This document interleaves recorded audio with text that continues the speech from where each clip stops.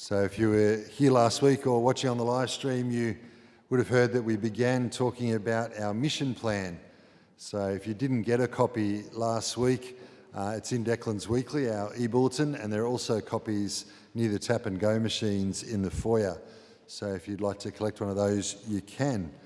What we talked about last week was I kind of gave you a bit of a sense of the plan as a whole, and then we talked about the mission statement, that simple statement that gathers together what we believe we're to be about as a parish, that our mission is to bring the love of God to life in people. And so that was the focus really of what we spoke about last week. This week I wanted to focus upon discipleship because of the readings that we've heard today. The gospel has Jesus calling Simon, the one who'll become Peter, his brother Andrew, and James and John, their friends.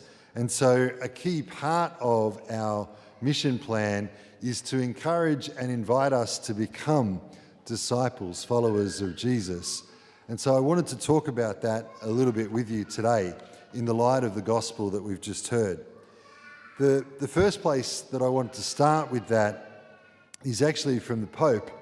And the Pope, Pope Francis, actually defines what he calls missionary disciples. And we've included it in the mission plan.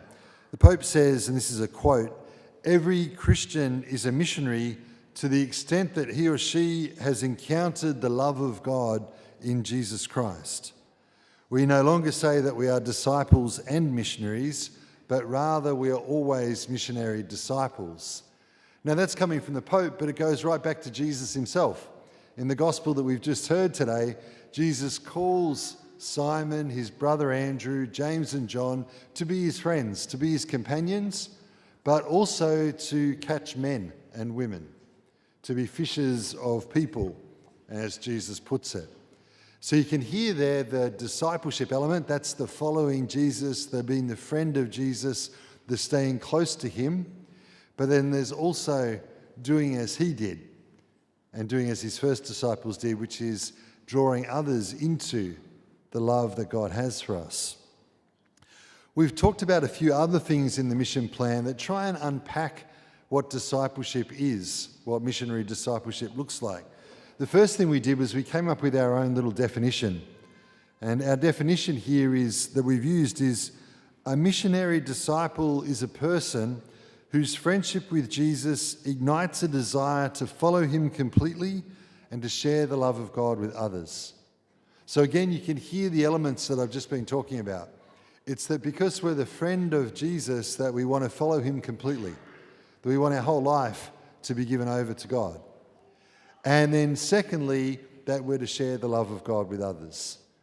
And so a key part of what we want for us as a parish is that we would discover the joy of encountering him, what it means to follow him, and then we share that with others. So we'd be able to share the love of God with those who don't yet know that love.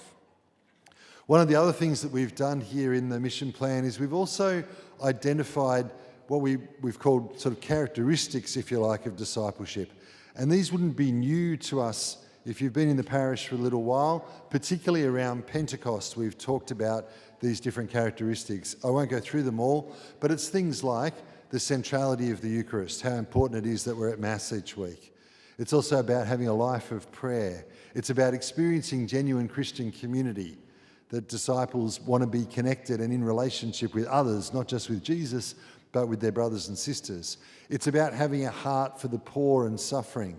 It's about sharing the love of God with people in that way, and numerous other things, and you'll see them there in the mission plan. The final element that I wanted to touch on around discipleship is that at the end of the day, though, it's actually something that happens in our heart and that should be seen and can be seen in our lives. The great sign of discipleship, I think, really, that we really truly are a follower of Jesus, is that the fruit of the Spirit increasingly becomes evident in our lives. That we experience and know the love, joy, peace, patience, kindness, goodness, faithfulness, gentleness, and self-control that are the fruits of the Spirit. When we draw closer to Jesus, we become more like him. And these characteristics that he embodied so beautifully are also characteristics that come to life in us. So there's more there, but that's a brief kind of depiction of discipleship. And we want that for everyone.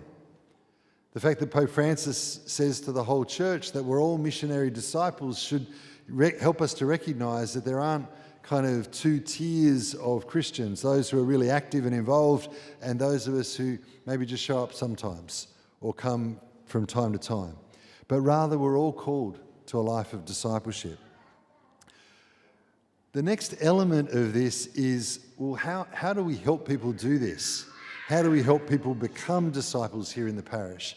And the reality is that we can't do everything. There are hundreds of good ideas that we have or that we could do, ways in which we could do it, but we've only got limited resources and time. And so we've developed a pathway, a strategy, if you like, that's aimed at helping people to deepen in that journey of discipleship. And so we've called that a pathway because the idea is that someone who's brand new to our parish, brand new to church, could walk in and experience something of this and go on a journey that culminates them in them becoming a disciple. They end up being a missionary disciple of Jesus. So I'm just going to walk you through that a little bit. This is our pathway. And if that looks like it's a little bit of a tiny bit of a maze, well, not exactly. It follows a path, right? And I just want to unpack each of these elements. This pathway is in the mission plan, but I just want to unpack each of the elements with you really, really briefly. We'll go into much more detail at various points again and again throughout the course of the years to come. But the first one of these elements is invitation. St Declan's has been a very welcoming community for a long time. I've heard lots of people say when they arrived here they felt very welcome. And I pray and trust that that's actually a really consistent experience. But welcome's not the same as invitation. Welcome actually says what we're going to do once somebody arrives. But what about those people who aren't going to arrive by themselves? They need to be invited. Someone needs to invite them along. I'm really conscious in this of a young woman in our parish who will be baptised this Easter. And she's become part of our faith community because she walked into a colleague's office at work and she sat down in such a way that the colleague could tell that there was something going on. And after listening for a while, this colleague of hers said, look, I'm a parishioner at this church called St Declan's, and I think you'd love being part of this. There's actually a course starting that'd be great called Alpha. And Sydney came on the course, she did the Alpha program, and she's on a journey now to be baptised at Easter. All because a parishioner, a colleague, invited her to come along. So we want to try and build a place where that's a normal thing, that we'd invite people, that we'd have a confidence about what happens here in such a way that we say, look, this is something I can invite family and friends and colleagues who don't yet know the love of God.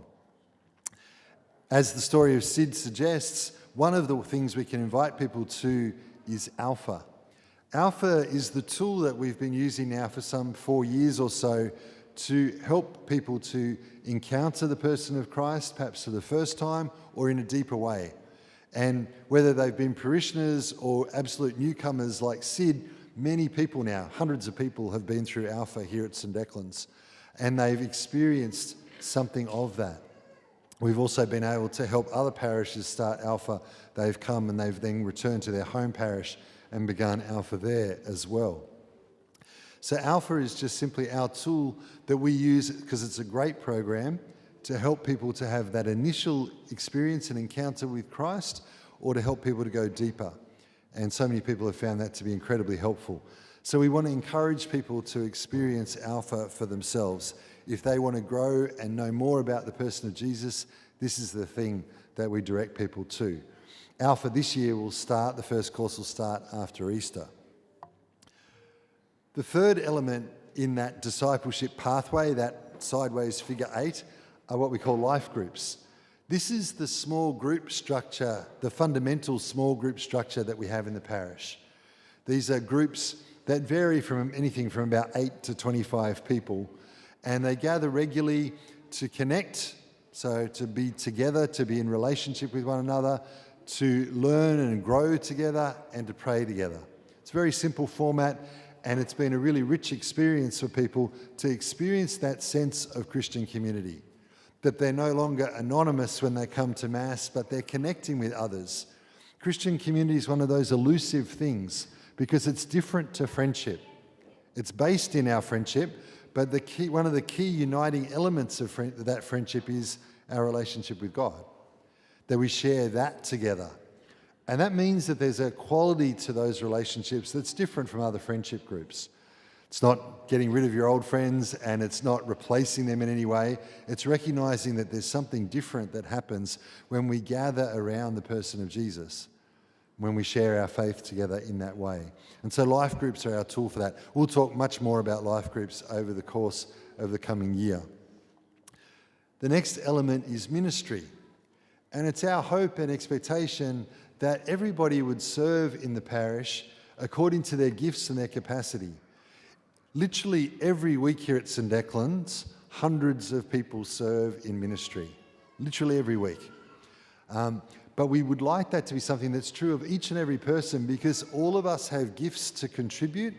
All of us have something to share according to our capacity because we know that different people have different capacities at different times in their lives as well. That's totally understandable and fine. But the Lord, when he calls us to be disciples of him, he asks us to serve, to contribute. You see, if I just come to Mass and all I do is show up and I receive what I want from here, come to the Eucharist and I go home, well, this is kind of like then a spiritual sort of petrol station where you just get your bit and off you go. But we're not that. That's not what this place is. This place is a community, and in a community, everybody makes a contribution. Everyone makes their contribution together. The next element that we've included in our discipleship pathway is outreach. And that's a recognition that it's so important that just as Jesus had a preferential love for the poor, the marginalised and the hurting, so must we. And there are different ways that can happen in the parish. There are various initiatives that we run in various ways. There are groups such as the Social Justice Group and Vinnie's. There are various times where we call for the support of the whole parish around very practical initiatives to help places and people who are doing it tough in different parts of the country and the world. This is a really important part of being a follower of Jesus. If we're to follow Jesus, we're to have a heart for the people that he loved and cared for most, which are those who are suffering and hurting in any way. It's also really important that we grow in our faith. And so we have also an element around formation, that it's not enough to initially encounter the person of Christ, we need to grow and deepen in it. And we've run all sorts of courses and we'll continue to run different courses in things like the Eucharist and prayer and the basic elements of Catholic faith. You know, you'll hear a little bit more about this later in this morning's Mass, but we also, when we run the Connect series, which is a series of reflecting upon the Lenten homilies, that's an opportunity for us to be formed more deeply as well. The image there you can see of a hand forming a piece of pottery is actually taken from the prophet Jeremiah, and it's the idea that God forms us like a potter forms the clay. We want to be shaped more fully into the person of Jesus, that we will be like him.